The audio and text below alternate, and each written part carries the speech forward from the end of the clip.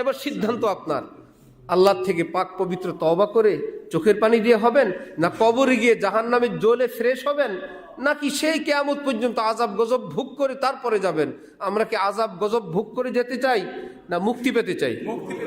মুক্তির জন্য তওবা। আলহামদুলিল্লাহ, আলহামদুলিল্লাহ ওয়া কাফা ওয়া সালামুন আলা ইবাদিহিল্লাযীনা ইসতাফা, আম্মা বা'দ। فأعوذ بالله من الشيطان الرجيم. بسم الله الرحمن الرحيم. اهدنا الصراط المستقيم صراط الذين أنعمت عليهم غير المغضوب عليهم ولا الضالين. وقال تعالى: فاسألوا أهل الذكر إن كنتم لا تعلمون. صدق الله مولانا العظيم. وقال رسول الله صلى الله تعالى عليه وسلم: لا يزال الناس بخير ما أخذوا العلم عن أكابرهم، فإذا أخذوه عن أصاغرهم وشرارهم هلكوا. وقال رسول الله صلى الله تعالى عليه وسلم: من كان آخر كلامه لا إله إلا الله ليس لها حجاب دون الله حتى تخلص إليه، أو كما قال النبي عليه الصلاة والسلام. উপস্থিত হযরত উলামায়ে কেরাম, বিভিন্ন বয়সের শ্রেণী পেশার দিন দরদি মুসলমান ভাইরা, আমি কোরআনে পাক থেকে দুই জায়গা থেকে অংশ বিশেষ তেলাওয়াত করলাম। একটু কমাইতে হবে। এবং হযরত রাসূল করিম সাল্লাল্লাহু আলাইহি ওয়াসাল্লামের দুইখানা হাদিস শরীফ পাঠ করলাম। আল্লাহ পাক কোরআন শরীফ এবং হাদিস শরীফের সহি এলেম, সহি বুঝ আমাদের সকলকে দান করেন। কোরআনে পাক এবং হাদিসে পাকের নূরে আমাদের জীবনকে আলোকিত করার তৌফিক দান করেন।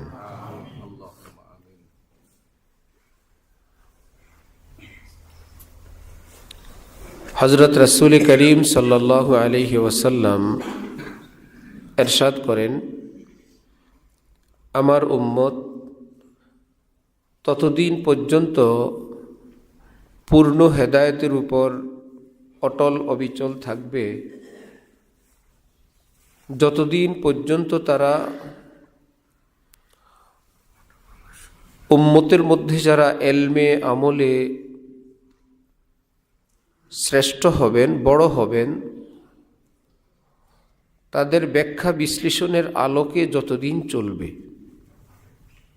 ততদিন তারা হেদায়েতের উপর অটল অবিচল থাকবে। যখন থেকে তারা শ্রেষ্ঠ মনীষী, শ্রেষ্ঠ ব্যক্তিবর্গ, তাদের চোখে ইসলামকে না দেখে নিজেরা দেখতে আরম্ভ করবে, নিজের চোখে নিজেরা ব্যাখ্যা করতে শুরু করবে, অথবা বড়দের বিপরীতে ছোটদের ব্যাখ্যাকে প্রাধান্য দেবে। নবীজি বলেন, হালাকু, সেদিন থেকে আমার উম্মত ধ্বংস হয়ে যাবে। একটি চিরসত্য কথা, বই পুস্তক যদি ছাত্র নিজেই বুঝে তাহলে তো শিক্ষকের প্রয়োজন নেই। বই পুস্তক, এটা গাইড আছে, এটার অনুবাদ আছে, ব্যাখ্যা গ্রন্থ আছে, তারপরেও সেটা যত ভালো মানের শিক্ষকের নিকট পড়বে তত যোগ্য ছাত্র হবে। শিক্ষক বাদ দিয়ে পড়বে, কোনো জায়গায় ভালো করবে তো কোনো জায়গায় ভয়ঙ্কর অ্যাক্সিডেন্ট করবে। আল্লাহ পাক রব্বুল আলামিন সূরা ফাতিহা আমাদের জন্য তিনি নাজিল করলেন। সমস্ত প্রশংসা আল্লাহ পাকের জন্য। মূলত কি এটা আমরা নিজেরা ঠিক করলাম না আল্লাহ ঠিক করে দিলেন? আর রহমান আর রহিম আমাদের কথা না আল্লাহর কথা? মালিক ইয়াউমিদ্দিন ইয়্যাকা না'বুদু, আমরা কেবল আপনারই ইবাদত করি, এ কথা তো আমরা লিখি নেই। আল্লাহ বললেন, আল্লাহ নাজিল করলেন। আল্লাহ কাকে কি বলেন? আল্লাহ কেন বলেন আমরা কেবল আপনারই ইবাদত করি?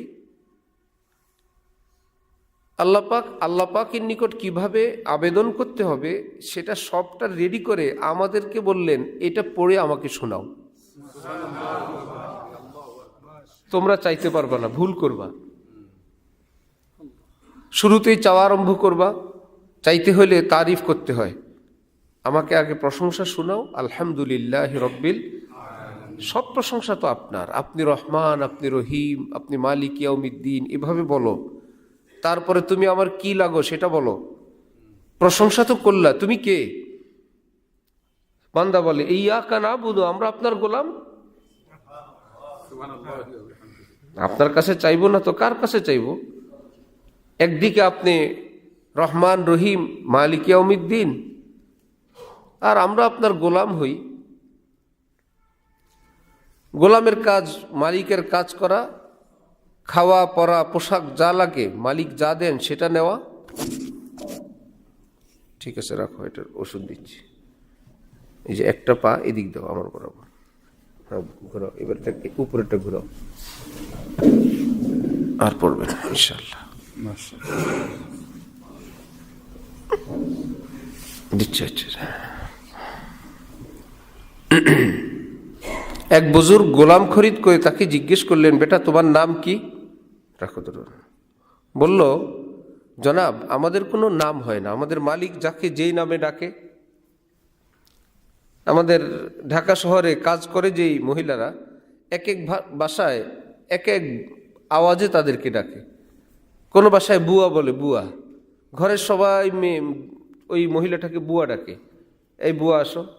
কোনো বাসায় খালা ডাকে, মাও ডাকে খালা, মেয়েও ডাকে কি নামই খালা। খাজা বাবার মতো সবারই কি বাবা।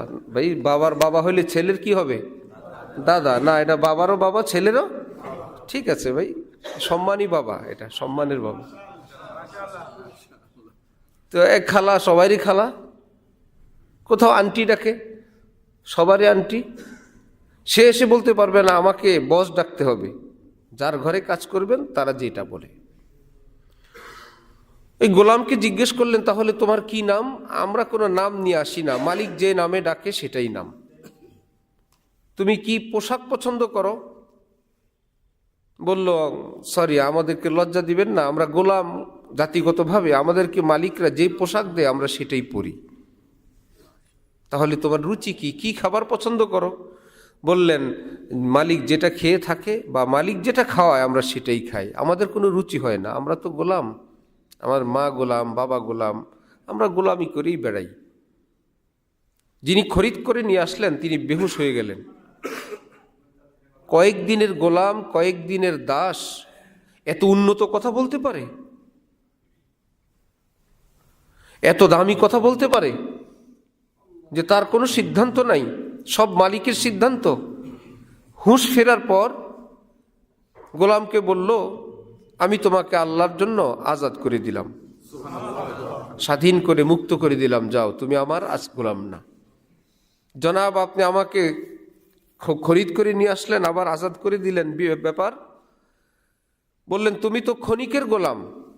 পৃথিবীর মানুষের গোলাম বান্দির প্রথা ছিল, বেচা কিনা হয়তো। মালিক যদি বলে আজকের থেকে তুমি গোলাম না, তো সে তার গোলামি শেষ। আমি তো কারো গোলাম, আমার তো গোলামি শেষ হবার কোনো ব্যবস্থা নাই। আমি তো প্রকৃত গোলাম। আমার মালিকের গোলামি কিভাবে করতে হয়, কিভাবে ভাষা ব্যবহার করতে হয়, তুমি ক্ষণিকের গোলামের নিকট আমি শিখলাম যে মালিকের কাছে এভাবেই থাকতে হয়। এই খুশিতে আমি তোমাকে আজাদ করে দিলাম। जब नहीं हो किसी का तो क्यों हो किसी का, उन्हीं का हुआ जा रहा हूँ। আমি আর কারো না, আমি কেবলই আমার আল্লাহর। क्यों ना हो रोज़ अज़ल से हो चुकी तक़सीम कार, मैं हूँ मालिक के लिए और कुल जहां मेरे लिए। বিয়ে বাড়িতে কত আয়োজন। শাহ আব্দুল গনি ফুলপুরি রহমতুল্লাহি আলাইহি বলতেন, অনেক সাজ সজ্জা যে মেয়েটার জন্য, মেয়েটা কেবলই চোখের পানি ফেলে। বান্ধবীরা জিজ্ঞেস করলো, তোমাকে নিয়ে উৎসব, তুমি কান্না করো? বলল, আমি একই চিন্তায় কান্না করি, যেই বরের জন্য, স্বামীর জন্য আমাকে প্রস্তুত করা হলো, তিনি জানি আমাকে পছন্দ করবেন কিনা। তিনি যদি না করেন, এই আনন্দের কোনো মূল্য নেই। তিনি যদি পছন্দ করেন, আমাকে ভালোবাসেন, কোনো কিছু না হইলেও চলবে। তো সত্য মেয়েটার জন্য সাজ সজ্জা, কসমেটিক্স, শাড়ি, গহনা। কিন্তু মেয়েটা কি সাজ সজ্জা কসমেটিক্সের জন্য না স্বামীর জন্য? স্বামীর জন্য। সব আমার, আমি সব কিছুর না। কাফের মুশরিকদেরকে যদি বলা হয় কেন বেঁচে থাকো, ভোগ বিলাসের জন্য, খাওয়া দাওয়ার জন্য, ফুর্তি করার জন্য। ফুর্তি কেন করো? বাঁচার জন্য। বাঁচে খাওয়ার জন্য, খায় বাঁচার জন্য। উল্টা হয়ে গেল। মুসলমানকে যদি বলো কেন খাও, বাঁচার জন্য। বাঁচো কেন? আল্লাহর জন্য। কুল ইন্না সালাতি ওয়া নুসুকি ওয়া মাহইয়ায়া ওয়া মামাতি, তারপরে কি? লিল্লাহি রাব্বিল আলামিন। আমার হায়াত, আমার মৌত, আমার সবই তো আমার না, সবই আমার আল্লাহর। একটা মৃত্যুর সংবাদ, দুঃসংবাদ পেলে আমরা বলি ইন্না লিল্লাহি, ইন্না নিশ্চয়ই আমরা সকলেই, লিল্লাহি আল্লাহর। আমরা তো আমাদের না, আমরা তো আল্লাহর। আমি আমার না, আমি আল্লাহর। ওয়া ইন্না ইলাইহি রাজিউন, আমরা তার কাছেই ফিরে যাব, যেমন তিনি গেলেন। যার সংবাদ পেলাম তিনি গেলেন, আমরা সবাই যারা জীবিতরা আছি আমরা তার কাছেই ফিরে যাব। আমরা তো আমাদের মালিকের। ডানে বায়ে ঘোরার কোনো ব্যবস্থা নাই, এমন বেষ্টনী দেওয়া, আসমান থেকে বের হওয়ার কোনো ব্যবস্থা নাই। কোথায় দৌড়াবেন? আল্লাহ তো মালিকের গোলামি আমরা প্রতিদিন বলি, ইয়্যাকা না'বুদু, আমরা আপনার গোলাম হই, আমরা আপনার গোলাম লাগি, আমরা আপনার কাজই করি। ওয়া ইয়্যাকা নাস্তাইন, আপনার কাছেই সাহায্য চাই। কার কাছে চাইবো? আপনি মালিক, আমার তো আর মালিক নাই। এক বুজুর্গ দীর্ঘকাল যাবৎ ইবাদত বন্দিগি করেন। একদিন তওয়াফের সময় খাদেম বলে উঠল, হযরত, এক গায়বী আওয়াজ, আপনাকে বলা হচ্ছে আপনার কোনো ইবাদত কবুল হয় না। তিনি বললেন, কখন? এইমাত্র শুনলাম। ওই বুজুর্গ বললেন, বাবা, আমি 70 বছর যাবৎ ইবাদত করি, বিশেষ করে তাহাজ্জুদ পড়তে উঠলেই আমি আওয়াজ পাই, আমার কোনো আমল কবুল হয় না। খাদেমের মতোই কথা বললেন। তাহলে ইবাদত করে লাভ কি? আপনি যার ইবাদত করেন, গায়বী আওয়াজ যদি আসে আপনার ইবাদত কবুল হয় না, ইবাদত করে লাভ কি? সে বুজুর্গ বললেন, বলো কি বাবা, আমার কি আরেকজন আল্লাহ আছেন? আমি এই আল্লাহ কবুল করেন না, তাহলে আরেকজন খোদার কাছে গিয়ে দেখি, আরেকজন আল্লাহ আছেন, তার কাছে গিয়ে দেখি তিনি কবুল করেন কিনা। আমার তো মালিক একজন, কবুল করা না করা তার কাজ, পড়ে থাকা আমার কাজ। खोले वो या न खोले दर, उस पे हो क्यों तेरी नजर, तू तो बस अपना काम कर, यानी सदा लगाए जा। দুয়ার খুলুক নাই খুলুক সেটা তার ব্যাপার, আমি দুয়ারে পড়েই থাকবো, আমি কোনো দুয়ারে যাব না। আমার তো আর আল্লাহ নাই, আল্লাহ কবুল করলেও আমি আল্লাহর, না করলেও আল্লাহরই করব। গায়েব থেকে আওয়াজ, কবুল গারচে হুনার নিস্তি কে জুজমা পানাহে দিগার, নিস্তি কি বললা? আমি কবুল না করলেও আমার দুয়ার ছেড়ে যাবা না? এ কথা তো আমার বড় ভালো লাগছে। চলো তোমার সারা জীবনের সব বন্দিগি কবুল করে নিলাম। এতটা ভালোবাসলা।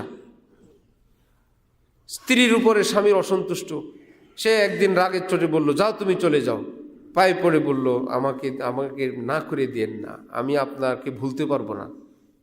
হাজার মারেন কাটেন, রাগ করেন, অভিমান করেন, আমি আপনাকে ভুলতে পারবো না। এরপরে কি স্বামী আর হাত উঠাতে পারবে? ওফো, এটা কেমন মেয়ে, কি বলে? আমি পৃথিবী ভুলতে পারবো, আপনাকে ভুলতে পারবো না। আমাদের এক পীর ভাই, ছোট ছেলে 21-22 বছর, বিয়ে করলো। বড় ছেলে বিয়ে করে নাই, ছোট জন আগেই বিয়ে করে ফেলছে। 9 মাসের মাথায় মোটরসাইকেল অ্যাক্সিডেন্টে ছেলেটা শেষ। এখন বৌমা তার বাড়িতে আসে, বলে কি, আমাকে তো শরীফ ছেড়ে যায় নাই, আমাকে তো সে তালাক দেয় নাই, আমি আপনাদেরকে ছেড়ে যাব না। কতক্ষণ পর পর কবরে গিয়ে শুয়ে থাকে। মেয়েও ভালো, শ্বশুর শাশুড়িরও পছন্দ। এখন শাশুড়ি সহ নিজের বউ সহ যেই ছেলে নেয় ওই ছেলের বউ সহ কবরে গিয়ে কান্নাকাটি করে। এদের ঘরে মেয়ের মতনই থাকে। এখন ওই বেচারা, শ্বশুর বেচারা তার বড় ছেলেটা যেটা বিয়ে করে নেই তাকে বলতেছে তুমি বিয়ে করো। সে লজ্জা পায়, ছোট ভাইয়ের বউ আমাকে বলতেছে একটু দোয়া করেন আল্লাহ যেন তার দিলটা। এমন মেয়ে হাজারে হয় না। সে বলতেছে এই বাড়ি ছেড়ে যাবে না। বলে শরীফ তো আমাকে তালাক দেয় নেই, সে তো আমাকে বলে না এই বাড়ি থেকে চলে আমার বাড়িতে যেতে, আমাকে তো এখানে রেখে গেছে, আমি এখানেই থাকবো, আমি কোথাও বিয়ে বসবো না। এই কথা শুনলে অন্তরটা নরম হয় না? হয়। ভাগায় দেওয়ার পরেও যদি না যায় তখন একটু মায়া লাগে। রব্বুল আলামিন বলেন ওয়ালানাবুলুয়ান্নাকুম বিশাইইম মিনাল খাউফি ওয়াল জুই ওয়া নাকসিম মিনাল আমওয়াল ওয়াল আনফুসি ওয়াস সামারাত। আমার প্রেমিকদেরকে আমি একটু পরীক্ষা করব, ভয় অভাব অনটন দিয়ে একটু টেস্ট করব। যদি বলেন না আপনি যাই করেন না করেন আপনাকে ছেড়ে যাব না, আপনাকে ছেড়ে যাব না। কোথায় যাব আল্লাহ, আমার তো আর কেউ নাই। রব্বুল আলামিন বলেন ওয়াবাশশিরিস সাবিরিন, যারা ধৈর্য ধারণ করে সবর করে থাকলো, হে নবী আপনি সুসংবাদ দিয়ে দিন, আমি তাদের উপর সন্তুষ্ট, তাদের জন্য জান্নাত। তাহলে ইয়াকা নাবুদু আমরা সকলেই বলি ওয়া ইয়াকা, এটা কি আমাদের কারো কোনো হযরত কিংবা কোনো নবীর বানানো কথা না আল্লাহর কথা? আমাদেরকে বললেন এভাবে চাও। তারপরে বললেন এভাবে চাও ইহদিনাস সিরাতাল মুস্তাকিম, আল্লাহ আমাদেরকে সিরাতে মুস্তাকিম দেন। এই চাওয়াটাই শুরু। আলহামদুলিল্লাহ, আর রহমান আর রহিম, মালিক ইয়াউমিদ্দিন, ইয়াকা নাবুদু ওয়া ইয়াকা নাস্তাইন, এই সব কিছু ভূমিকা, এই চাওয়া শুরু। তাহলে আমাকে সিরাতে মুস্তাকিমটা দিয়ে দেন। সিরাতুল মুস্তাকিম যেটা সোজা জান্নাতের পথ। আল্লাহ আবার এখানে ব্যাখ্যা করে, এই সূরা ফাতিহার মধ্যে এখানে বয়ান করে এখানে আবার ব্যাখ্যা করছেন সিরাতাল্লাযীনা আন'আমতা আলাইহিম। আল্লাহ আমাদেরকে সিরাতে মুস্তাকিম দেন, অর্থাৎ এটা কোরআন শরীফের ব্যাখ্যা, একদম আয়াতের অর্থ। আল্লাহ আপনি আসমানি নিয়ামত, ঐশী নিয়ামত যাদেরকে দিলেন ওই মানুষদের পথে আমাকে রাখেন। সিরাতুল মুস্তাকিমের ব্যাখ্যা কে করতেছেন? আল্লাহ। সিরাতুল মুস্তাকিম কাকে বলে? আসমানি এলেম প্রাপ্ত মানুষদের পথকে কি বলে? তাহলে কোরআন হাদিসের পথের নাম না কোরআন হাদিস যাদের কাছে আছে তাদের পথের নাম? একটু বেশ কম। একটা হলো কোরআন হাদিসের পথের নাম সিরাতে মুস্তাকিম, তাইলে হয়তো সিরাতাল কুরআনি ওয়াল হাদিস, ইহদিনাস সিরাতাল মুস্তাকিম সিরাতাল কুরআনি ওয়াল হাদিস, সিরাতাল কুরআনি ওয়াস সুন্নাহ। আল্লাহ আমাদেরকে সিরাতে মুস্তাকিম দেন, অর্থাৎ কোরআন সুন্নাহর পথ দেন। এটা না বলে আল্লাহ পাক বললেন আরবি গ্রামার আল্লাযীনা, ওই সকল মানুষ, খুব খেয়াল করবেন, সিরাতাল্লাযীনা ওই সকলের মানুষের পথ, সেটাই তো সিরাতে মুস্তাকিম। আল্লাহ আমাকে সেটাই দেন, ওই সকল মানুষদের পথটা আমাকে দেন। আন'আমতা আলাইহিম, যাদের উপর আপনি আসমানি বিশেষ নিয়ামত অর্থাৎ ইলমে ওহী দিয়েছেন। ইলমে ওহী থাকে নবীর নিকট, নবীর অবর্তমানে নায়েবে নবীর নিকট। এই আয়াতের ব্যাখ্যা আল্লাহ পাক আরেক আয়াতে বললেন মিনান নাবিয়্যিন ওয়াস সিদ্দীকিন ওয়াস শুহাদা ওয়াস সালিহিন। আসমানি নিয়ামত প্রাপ্ত বান্দা হয়তো নবী হবেন অথবা নবীর খাঁটি নায়েব হবেন।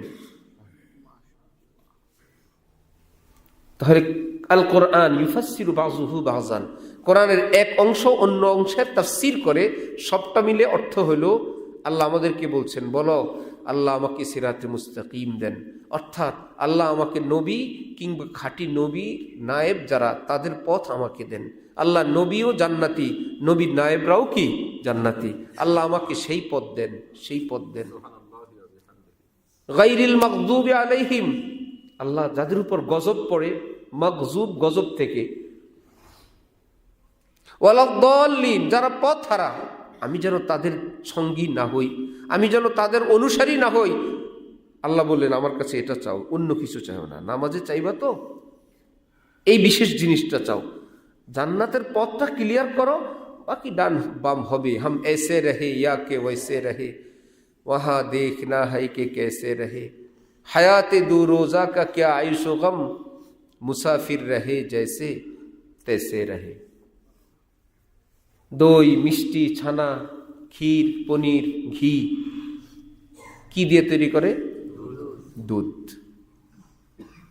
কারো কাছে যদি দুধ থাকে সে কি বলতে পারবে সুতরাং ঘি, দই, ছানা, মিষ্টি, রসমলাই, পনির আমি সবটাই খাইতে পারি যেহেতু আমার গাভী আছে, দুধ আছে, এই কথা বলতে পারবে সে? কেন? দুধ দিয়েই তো সব বানায়, বানায় দুধ দিয়ে, কিন্তু কারিগর আলাদা আলাদা, কারিগর লাগবে। কারিগর যদি না হয় দুধ থাকবে, কিন্তু দুধ দিয়ে পনির বানানো, ঘি বানানো, ছানা বানানো, রসমালাই বানানো, ক্ষীর চমচম বানানো, চমচম বানানো, স্পঞ্জ মিষ্টি বানানো সবার কাজ না, কারিগরের কাজ।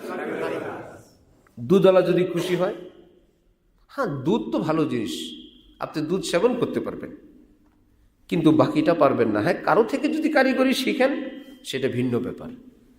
ঠিক পুরা ইসলামটা কোরআন এবং হাদিস দ্বারাই তৈরি, কিন্তু আমি আপনি বানাবো না, কারিগর বানাবেন, কারিগর বানাবেন।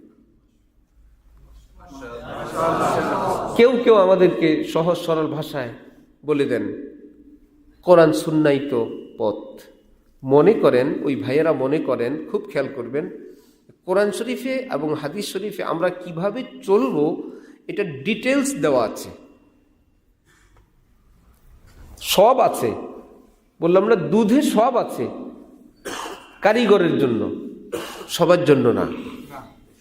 কোরআন হাদিসে সব আছে, আমাদের সবার জন্য না। কাদের জন্য? ইমাম বুখারীদের জন্য, ইমাম মুসলিমদের জন্য, ইমাম আবু হানিফাদের জন্য, ইমাম মালিকদের জন্য,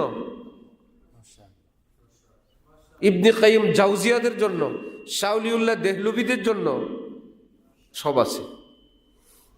আমি আপনি সাগরের থেকে ঘুরে আসবো, কিছু জাহাজ আছে, ছোট্ট ছোট্ট কিছু ট্রলার, কিছু নৌকা আছে, আর কিছু ফেনা আছে, কিছু মাছ টাছ দেখলাম, এই নাকি সাগরে। অন্যরা বলেন না, সাগরে অনেক বিভিন্ন প্রাণী আছে, নিচে কিছু গাছগাছালি আছে, মণিমুক্তা আছে। না না, সাগরে ঘুরে আসলাম, কিচ্ছু নেই। কোথায় ঘুরে আসলেন? আমি সাগর ভ্রমণ করে আসলাম। এগুলো তো সাগরের উপরে থাকে না, মণিমুক্তা অনেক তলে থাকে, অনেক নিচে থাকে। সে পর্যন্ত গেছিলেন? না, আমি তো সে পর্যন্ত যেতে পারি নাই। সুতরাং মণিমুক্তাও দেখেন নাই, বিভিন্ন প্রাণীও দেখেন নাই, সবই আছে। কোরআনে পাক, কোরআনে পাক, কোরআনে পাকে শুধু আদেশ আছে, আদেশ এবং নিষেধ। এটা করো, এটা করো না। কিন্তু এই করো, এটা কি ফরজ? এটা কি ওয়াজিব হিসাবে আদেশ, সুন্নত হিসাবে আদেশ, মুস্তাহাব হিসাবে আদেশ, নাকি জায়েজ, করো মানে করতে পারো, পারমিশন হিসাবে আদেশ? এই কথাটা কোরআনে লেখা নেই। আল্লাহ পাক বলছেন করো। করো মানে কি? করতেই হবে, না না করলেও চলবে, এটা কোরআনে নেই। বড় মুশকিল। কোরআন শরীফে আছে ইযা হালালতুম ফাসতাদু, হজ উমরা কারিগণ, তোমরা যখন হালাল হও, এহরাম মুক্ত হও, এহরাম অবস্থায় কিছু জিনিস নিষেধ, খুশবু ব্যবহার, চেহারা ঢাকা, মাথা ঢাকা, কোনো প্রাণী জবাই করা, স্ত্রীর সঙ্গে থাকা, ইত্যাদি ইত্যাদি, একটা পশম ছেঁড়া, এগুলো সব নিষেধ। ইযা হালালতুম, যখন তোমার হজ উমরার পাঠ শেষ হয়ে তুমি যখন হালাল হলে, এহরামি নিষেধাজ্ঞা থেকে উঠে গেলে তুমি, আল্লাহ পাক বলেন ফাসতাদু, প্রাণী শিকার করো। আপনাদের দেশে হজ উমরাকারী কেউ কি হজের কিতাবে এটা পাইছে যে কোরআন শরীফে যেহেতু আছে সাথে একটু পিস্তল নিয়ে যান, বন্দুক নিয়ে যান? কারণ হালাল হওয়ার পরে কোরআন শরীফে আদেশ আছে প্রাণী শিকার করতে হবে। কোরআন শরীফে তো আল্লাহর আদেশ, কোন হজ উমরাওয়ালারা প্রাণী শিকার করে? আল্লাহর হুকুম করবেন না কেন? আল্লাহ পাক আদেশ করছেন, আপনি কি আল্লাহর আদেশ অমান্যকারী? ওই যে যারা কারিগর, কারিগররা বলছেন এখানে করো মানে করতে পারো, নিষেধাজ্ঞা উঠায় দেয়া হলো। কারিগর যদি না থাকে আপনি বলবেন আল্লাহর আদেশ, এই হুজুররা তো বলবেন এগুলো। যেমন যারা 5 বছরের মাথায় মাঝে মাঝে নামাজ পড়ে, বুঝেন নাই? 5 বছরের নামাজ পড়ে এরকম লোক আছে না? এখন যেরকম নামাজির সংখ্যা বাড়ছে না, ভোটের আগে নামাজের সংখ্যা বাড়ে না, বাড়ে না? আপনারা তখন বুঝতে পারেন নাই। আপনারা তো জানেন সাপ্তাহিক মুসল্লি, মাসিক মুসল্লি, বার্ষিক মুসল্লি, এই পর্যন্ত জানেন, 5 বছরের মুসল্লি আপনারা খেয়াল করতে পারেননি। সারা বছর কোনো খবর নাই। তো এখন 5 বছর পরে নামাজ পড়া শুরু করে, তাহলে নামাজ এটা ধর্মীয় কাজ। এই কাজটাকে আল্লাহর জন্য যদি কেউ করেন, আমি তাকে বলবো না খারাপ কিছু। 5 বছর পরেও যদি পড়ে ওকে, 10 বছর পড়লেও ওয়েলকাম। কিন্তু কেউ যদি দুনিয়াবি কোনো স্বার্থে 5 বছর পরে মসজিদে আসে, তাহলে এটা কি ধর্মের ব্যবসা হলো না? এই ব্যক্তিরা বলে, যারা সারা বছর নামাজ পড়ে, এদেরকে বলে এরা ধর্ম ব্যবসায়ী।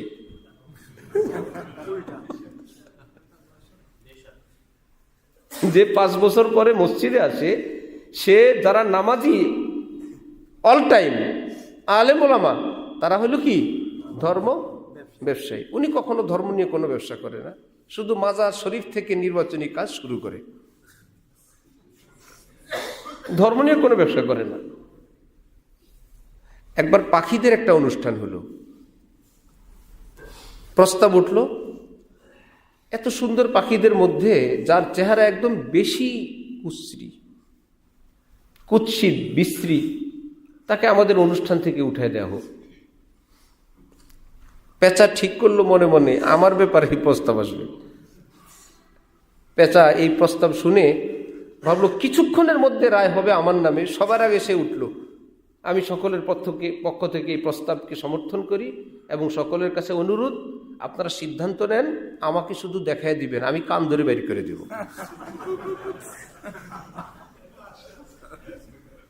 যার ব্যাপারে আসতো যে সেই হলো কি কুৎসিত চেহারা, সে এখন লিডারগিরি করে, আমাকে শুধু দেখাবেন। যার ব্যাপারে আসতো ধর্ম ব্যবসা করে, তারাই বলে ধর্ম ব্যবসা ঠিক না।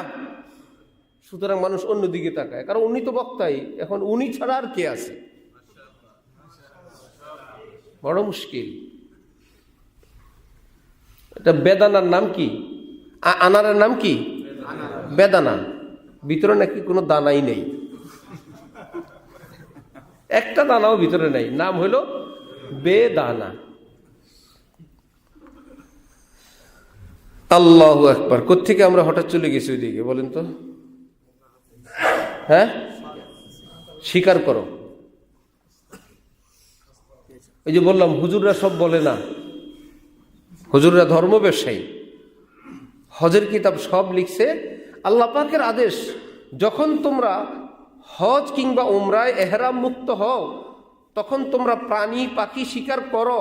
আল্লাহ পাক বলেন করো, নবী বলেন, উম্মত বলেন করতে পারো। এই পণ্ডিত যদি না থাকে, যাওয়ার সময় ছুরি নিয়ে যাওয়া লাগবে না? ওলামায়ে কেরাম বললেন যাওয়া লাগবে না, এটা হলো নিষেধাজ্ঞা তুলে নিছেন, এখন তুমি এটা করতে পারো, করতে হবে না।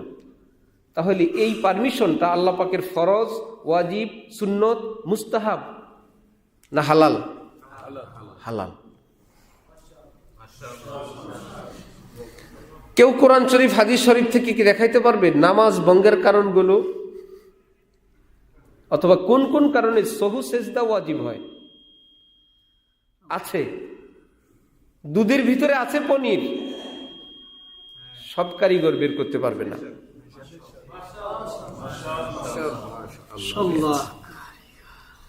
গাছে নারকেল থাকলেই, ডাব থাকলেই খাওয়া যায় না, নামানোর লোক লাগে। না হলে গাছের মালিক এবং মেহমান দুইজনে গাছের গোড়ায় বলে এই ডাবগুলো খাওয়ানোর নিয়ত ছিল, ঢাকার থেকে আসছেন, এই ডাব দেখা যায় না 20 ফুট 30 ফুট, এই ডাব, এটা কি বড়ই গাছ, লাড়া দিলে পড়বে? দোনোজন তাকে আছে, এই ডাব একদম দেখা যায় যে এই ডাব, শুধু নামানোর লোক নেই, ভাগ্যে নাই। বাল হুয়া কুরআনুম মাজিদ ফি লাউহিম মাহফুজ। শুরুতে আল্লাহ পাক বললেন আলিফ লাম মিম, তারপরে কি হাযাল কিতাব না যালিকাল কিতাব। একটু আরবি গ্রামার যারা জানেন বাকিরা বুঝবেন। যালিকাল কিতাব তো ওই কিতাব, কিতাব তো আমাদের সামনে হবে হাযাল কিতাব, এই কিতাব, এর মধ্যে কোনো সন্দেহের অবকাশ নেই। আল্লাহ পাক বলেন না না এই কিতাব না, ওই কিতাব। কি ব্যাপার, ওই কিতাব কেন? সকলকে বললেন এটা তোমাদের প্রেস থেকে ছাপা কোরআন, যেটা অরিজিনাল কোরআন তো এটা না। কোরআনের বাড়ি তো আর এমদাদিয়া লাইব্রেরি না, বাংলা বাজার চকবাজার না, রাজশাহীর কোনো লাইব্রেরি না, কোনো মানুষের হাতের লেখা কোরআন, এটাই তো কোরআন না। এটা তো কালো অক্ষরের কেবল কোরআনের একটা কপি।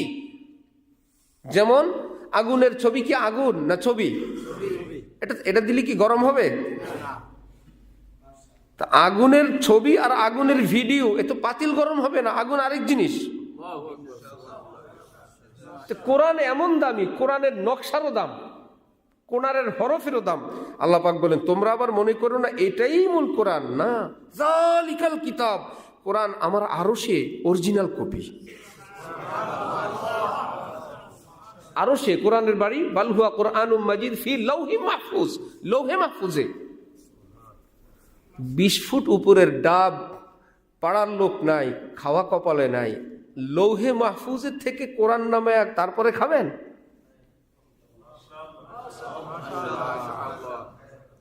চেইনে চেইনে আসবে। ওখান থেকে নবীজি, নবীজির থেকে সাহাবী, সাহাবীর থেকে তাবি, তাবির থেকে তাবি। মান ক্বালা ফিল কুরআনি বিরাইহি ওয়া আসাবা ফাকাদ আখতা। নবীজি বলেন কোরআনের ব্যাপারে যে নিজের থেকে মুখ খুলল সে ভয়ঙ্কর অন্যায় করলো। এটা কি তোমার ব্যাপার? তুমি মুখ খুলবা ইচ্ছা মতো? আরবি গ্রামার পারলেই তুমি মুখ খুলবা?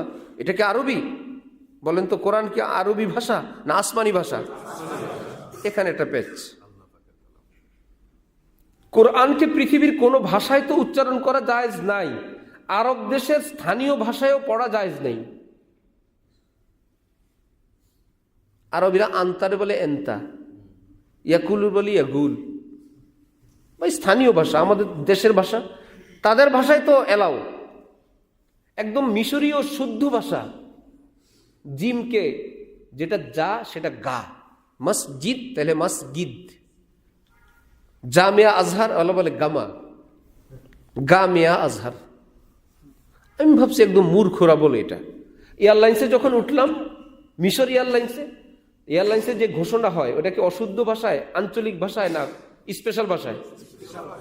দেখলাম ওখানে আমাদেরকে আরবিতে ঘোষণা দিচ্ছে ইউরগা মিনকুম লিআজলি সালামাতিকুম, লিআজলি সালামাতিকুম ইউরজা মিনকুম, সেটাকে তার গ গ বলে ইউরগা মিনকুম লিআজলি সালামাতিকুম। তখন ভাবলাম এটা তাদের একদম সাহিত্যপূর্ণ ভাষা, আরবি ভাষা। এভাবে কি কোরআন শরীফ পড়া জায়েজ না হারাম? নবীজির উপর যখন আয়াত নাজিল হলো ইকরা, নবীজি কি শুরু করছিলেন? ইকরা। তিনি বললেন মা আনা বিকারিইন, মা আনা বিকারিইন। যেই ব্যক্তি বলতে পারেন তার বাক শক্তি কি বন্ধ না ওপেন? বুঝাই তো যায়। তিনি বলতেছেন মা আনা বিকারিইন। জিবরিল বলেন ইকরা, নবী বলেন মা আনা বিকারিইন, মুঝসে পড়া নেহি যাতা। জিবরিল তুমি যে শব্দটা বলো ওটা তো আমার মুখে আসছে না। এত কথা যদি পারেন ওটা না আসার কি, ছোট্টটা বাচ্চাও তো পারবে। ইকরা বললে ইকরা শুরু করবে। মুফাসসিরিনগণ বলেন মা আনা বিকারিইন এটা আরবি ভাষা, ইকরা এটা কোরআনের ভাষা। কোরআনে আর আরবিতে আকাশ পাতাল বেশ কম। আরব দেশের আরবি পড়লে হরফে হরফে 10 নাকি? আরব দেশের পত্রিকা পড়লে, বিস্কুটের কার্টুন পড়লে, বিস্কুটের কার্টুন আরবি তো, হরফে হরফে 10 নাকি? এগুলো কি আরবি। কোরআন যদি পড়েন আবুল আহাবের নাম যদি পড়েন তাব্বাত ইয়াদা আবিল আহাব মানে আবুল আহাব, যেহেতু কোরআনে আছে আবুল আহাব পড়লেও হরফে হরফে কমপক্ষে 10 নাকি আছে। কালবুহুম বাসিতুন, কালবুন কুকুর, আসহাবে কাহাফের কুকুরটা আছে না, আল্লাহ পাক বলে ওই যে কুকুরটা কালবুহুম, তাদের কুকুর। ওই কালবুন পড়ছিলেন কাফ লাম বা 3 হরফে 30 নাকি? কেন? এটা কোরআন। তো নবীজি বলেন মা আনা বিকারিইন, জিবরিল তুমি যেটা বলো ওটা আমার মুখে আসে না, কারণ কোরআন এত ভারী, এক শব্দ কখনো নাজিল হইতো। নবীজি বলেন এত মোটা আসমান, জমিন থেকে আসমান পর্যন্ত ফাঁকাটা যত বড়, আসমান মোটা ওই পরিমাণ, এতটা মোটা। ওই আসমান এক শব্দের ভারে চিরচির চিরচির শুরু হইতো, যেন এখন ভেঙে পড়বে। কোরআনের এক শব্দের ওজন আসমান সহ্য করতে পারছে না। এবার জিবরিল আমিন দেখলেন আল্লাহ পাকের সঙ্গে অনলাইনে যোগাযোগ করে, আগে থেকে তো সব রেডি, যে এভাবে কোরআন উনি ধারণ করার জন্য আরো কিছু পাওয়ার ট্রান্সফার করতে হবে। আল্লাহ পাকের পক্ষ থেকে আনা পাওয়ার জিবরিল আমিন নবীজিকে ধরলেন জড়ায়। নবীজি বলেন জিবরিল তো জিবরিল, আমার দম বের হওয়ার অবস্থা, আমি ভাবছি আমি শেষ। এবার যখন কোরআনকে বলার এবং উচ্চারণ করার পাওয়ার সাপ্লাই জিবরিল আমিন আল্লাহর পক্ষ থেকে করলেন, এবার নবীজি পড়া আরম্ভ করলেন ইকরা বিসমি রাব্বিকাল্লাযী খলাক।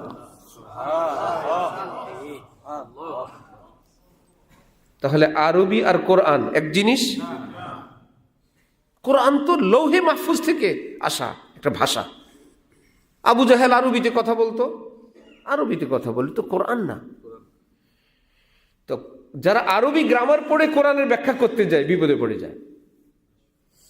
পড়ছে আরবি, অনুবাদ করে কিসের? কোরআনের। যেমন আল্লাহ পাক বলেন ইন্না আরাদনাল আমানাতা আলাস সামাওয়াতি ওয়াল আরদি ওয়াল জিবাল ফাআবাইনা আন ইয়াহমিলনাহা ওয়া আশফাকনা মিনহা ওয়া হামালাহাল ইনসান। এই কোরআন, এই আমানত আসমান জমিন পাহাড় পর্বত সকলকে দিলাম, ফাআবাইনা আন ইয়াহমিলনাহা, সকলে অস্বীকৃতি জানালো এবং ভয় পাইল, আমরা এত বড় কোরআন নিতে পারবো না। এভারেস্ট বলে আমি পারবো না, হিমালয় বলে সরি আমি পারবো না, আসমান জমিন আমি পারবো না। পিচ্ছি পিচ্ছি মানুষ, হামালাহাল ইনসান, আল্লাহ আমাকে দেন আমাকে দেন আমি পারবো। যাই করুক মানুষ, কি কোনো অন্যায় অপরাধ করলো এখানে? আল্লাহ পাক বললেন ইন্নাহু কানা যালুমান জাহুলা, এগুলো জালেমের দল, জাহেলের দল, ভয়ঙ্কর জালেম, ভয়ঙ্কর জাহেল। আশ্চর্য কথা, আল্লাহ কেউ নিল না, আমরা নিলাম। আপনি আমাদেরকে বলবেন ভেরি গুড, মানুষ খুব ভালো, এটা বলবেন না? আলেম ওলামারা বলেন সেটাই তো বলছে। আল্লাহ তো ভেরি গুড বললেন, কোথায় ভেরি গুড বললেন? বললেন জালুম জাহুল। জালেম অর্থ যত বড় জালেম, জলুম অর্থ এর চাইতে ভয়ঙ্কর জালেম। জালেম অর্থ জালেম, জলুম অর্থ কি? ছোট জালেম না আরো বড় জালেম? আল্লাহ পাক বলেন জলুম জাহুল, মূর্খ জলুম, বড় মুশকিল। আলেমরা বলেন আল্লাহ পাক অনেক প্রশংসা করছেন এখানে। বলেন তো, আমরা দেখি বদনাম, ওই যে শব্দের অর্থ যদি ধরেন বদনাম, আর কারিগরের কাছে গেলে কি বলবে? প্রশংসা। হযরত ইউনুস আলাইহিস সালাম, হযরত ইউনুস নবী, উম্মত কথা শুনে না, ইসলাম গ্রহণ করে না, ওনার হুকুম মানে না, একদম রাগ করে উনি রওনা হয়েছেন নদীর দিকে। আল্লাহ পাক বলেন কি কোরআন শরীফে? ফাজান্না আল্লান নাকদির আলাইহি।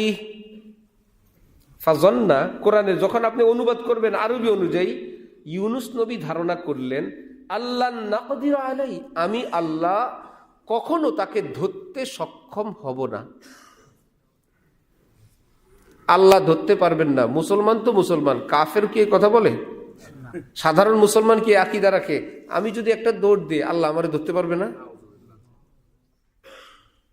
হযরত ইউনুস নবী যাচ্ছেন দ্রুত হেঁটে, আল্লাহ পাক বলেন কি ইউনুস ভাবছে আমি ধরতে পারবো না, কোশ্চিন কালেও ধরতে পারবো না। যে অনুবাদ অনুযায়ী তর্জমা করবে শব্দের অর্থ অনুযায়ী বেঈমান হয়ে যাবে, একটু সামনে আগাইলে কাফেরও হয়ে যেতে পারে। কোরআনে মুখ খোলা নিষেধ। কেন নিষেধ শুনবেন? আপনার কোনো ছোট ছেলে, আপনি গেস্ট রুমে বসা, সে এসে একটু পরে আপনার পায়ের নিচে পাপুস দিল, এ বাবা তোমার ঠান্ডা, তুমি খালি পায়ে বসে আছো। একটু পরে বললো বাবা কয়টা বাজে, তোমার ওষুধ খেতে হবে না, এই যে ওষুধ খাও। একটু পরে আপনাকে কানটুপি দিলে শীত লাগে, তুমি মাফলার পরো, যাওয়ার সময় কপালে 2টা চুমে দিয়ে গেল। পাশে একজন মেহমান বসা, আপনি মেহমানকে বললেন ওর কার্যকলাপ দেখে, এটা আমার পাগলা ছেলে। পাগলা, পাগলা অর্থ কি? ভালো কিছু না পাগল?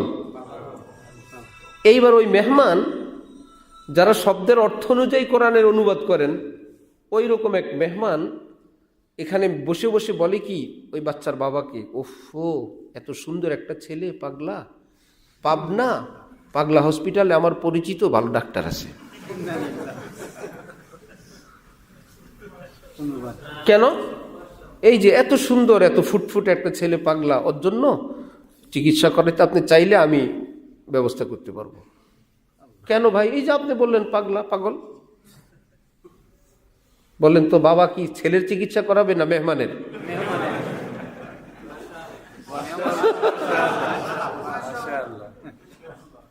কি বলেন? আপনি বললেন পাগলা, আপনি আবার এখন আমাকে না টানাটানি করেন। আর তোর তো মাথায় কিছুই নেই, গোবর আর গোবর। কি হয়েছে? আপনি আপনার কথাই বললেন। এই পাগলাটা কি বদনাম না প্রশংসা? এটা আবার কেমন প্রশংসা? এটা আরবি ভাষায় বলে, বুঝতে হবে, পণ্ডিতগিরি করলে হবে না। কি বলে? মাদাহ বা সুরতে দম, শব্দ হইল বদনামের, আসলে হইল প্রশংসা। শব্দ হইল বদনাম, উদ্দেশ্য কি? যদি এইরকম প্রশংসা কেউ কারো করে, এটা হলো 1 ঘন্টা 10 ঘন্টা মিলে প্রশংসা করলে যত প্রশংসা, বদনাম করে যদি প্রশংসা করে, এটা হলো তার চাইতে আরো পাওয়ারফুল। যে প্রশংসা করে কত প্রশংসা করব, ঘন্টা ঘন্টায় এত প্রশংসা করতে পারবো না। বদনামের শব্দ দিয়ে প্রশংসা পাগলা যদি বলে, তাহলে এটা হলো আরো অনেক প্রশংসা। এটা যদি বুঝেন, মানব জাতি যখন কোরআন নিছিল, আল্লাহ বলেন জালেমের দল, জাহেলের দল, এটা কি বদনাম ছিল না প্রশংসা ছিল? এইবার বুঝেন। আপনি আপনার স্ত্রীকে বললেন তুমি বহুত দুষ্ট, স্ত্রী বাপের বাড়ি গিয়ে কান্দে, আজ যাবো না হিসাবে, এত খাওয়ায় এত লয়, আমি নাকি দুষ্ট। সবাই পিড়াবে না জুতা দিয়ে, যে এটা কি তোর দুষ্ট বলছে? এ তো তোকে ভালোবাসছে। হ্যাঁ ভালোবাসছে, আমার বলছে আমি দুষ্ট। এটা কি দুষ্ট না প্রশংসা? এটা যদি বুঝেন, সেটাও বুঝবেন। আল্লাহ বলেন মানুষগুলো বহুত দুষ্ট, মানে আদরের চোটে। গালিয়া ভি তেরে মুখ সে लगती है मुझको क्या भाली। লায়লা বেচারি হালুয়া বিতরণ করে, যে যায় তাকে হালুয়া দেয়। মজনু ভাবছে প্রেমিক, এই ফাঁকে একটু যাই সাক্ষাৎ করে আসি। সিরিয়ালে দাঁড়াইলে এক ধাক্কা দিয়ে দিছে। সবাই বলে কিরে মজনু, হালুয়া দিলে দেখ না দিলে নাই, এক্সট্রা যে বকশিস দিল সেটা কি? ধাক্কা দিল কেন? বলা আমাদের দুইজনেরটা আমরা বুঝি। ভুয়া প্রেমিক, তোমার যে লায়লা পছন্দ করে না আজকে বুঝলাম। ভুয়া ভুয়া দিলই না তোমাকে কিছু। একান্ত বন্ধুদেরকে বলে যে আরে বন্ধু, বিষয় ব্যাপার হলো এত মানুষের সামনে সে আমাকে টাচ করবে কিভাবে, ধাক্কার ছলনায় আমাকে একটু তার ছোঁয়া দিয়ে দিছে, আমাকে তার হাতের একটু পরশ দিছে। এটা আমরা দুইজন জানি, কেউ বুঝবে না। তোমরা পাইছো হালুয়া, আমি পাইছি লায়লার পরশ, কিন্তু উপরে উপরে হলো ধাক্কা। এই ধাক্কা খেয়ে মজনু কি অসন্তুষ্ট না খুশি? এত সহজ না কোরআন। একটু অনুবাদ, একটু চ্যাট জিপিটি আর গুগল শরীফ দিয়ে বলবেন,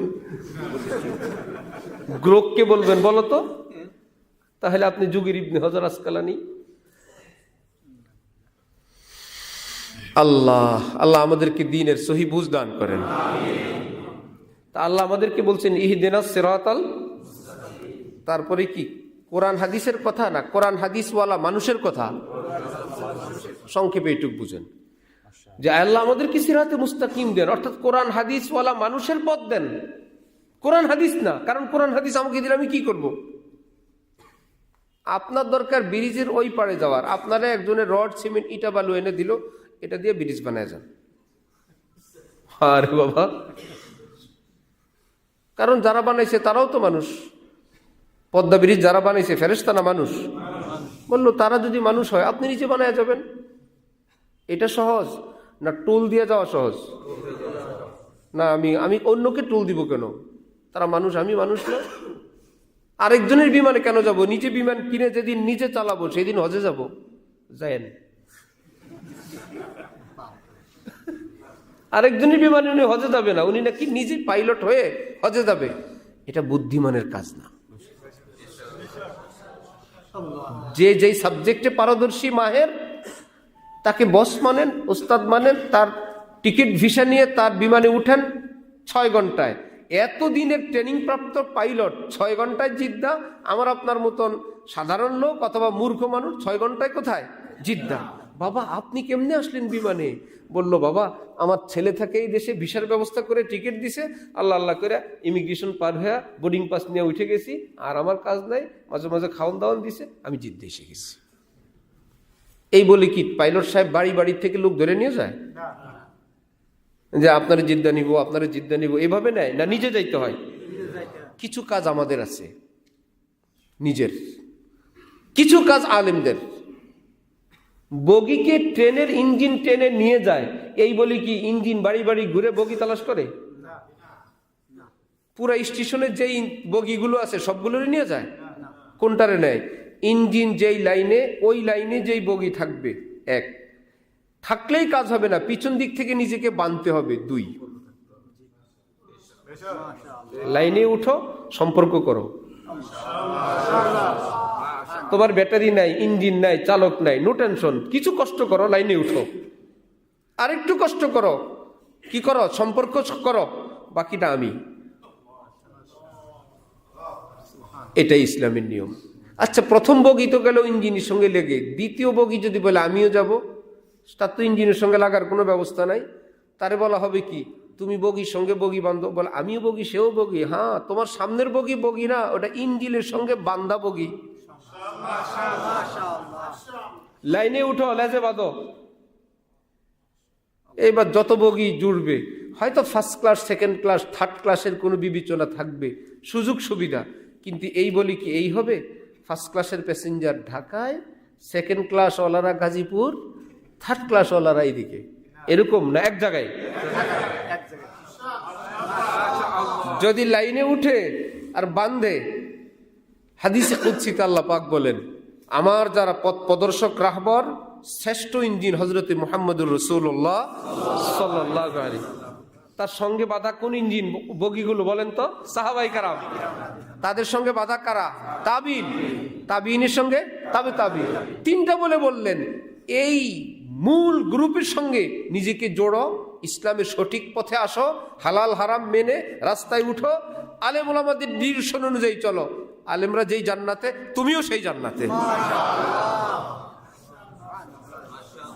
যারা আপনাকে আমাকে বলে ইঞ্জিনের সঙ্গে কেন বানবো, নিজে চালান আপনি আর আপনার ছেলে মিল্লা বগি ঠেলতে ঠেলতে যান ঢাকার দিকে, যদ্দূর যাইতে পারেন। অথবা বলে রাস্তায় উঠবো কেন, বগি থাকলে তো হয়। রাস্তায় উঠে নাই, বগি বানছি ইঞ্জিনের সঙ্গে, টান দিলে ব্রিজের সঙ্গে গাছের সঙ্গে বাড়ি খেয়ে শেষ। অনেক কাজ। যাই হোক, কোরআনের ব্যাখ্যা নিজের থেকে করা যায় না, হাদিসের ব্যাখ্যাও করা যায় না। আছে সব, ডাব গাছে আছে, খাওয়া কপালে নাই। পুকুরে মাছ আছে, খাওয়া কপালে নাই, জেলে নাই। আরো মজার খবর, আপনাদের দেশে আছে কিনা জানি না, খেজুরের গাছের রস খাওয়া আমাদের দেশে বন্ধ হয়ে গেছে। কি ব্যাপার? গাছি কি রস নাই? গাছি নাই, গাছি নেই। আমার এক চাচা গাছির সঙ্গে রাগ করে বলে এত বছর দেখছি, কি হয়েছে পারি না, পরে গাছ কাটা শুরু করছে, গাছটা মারা গেছে।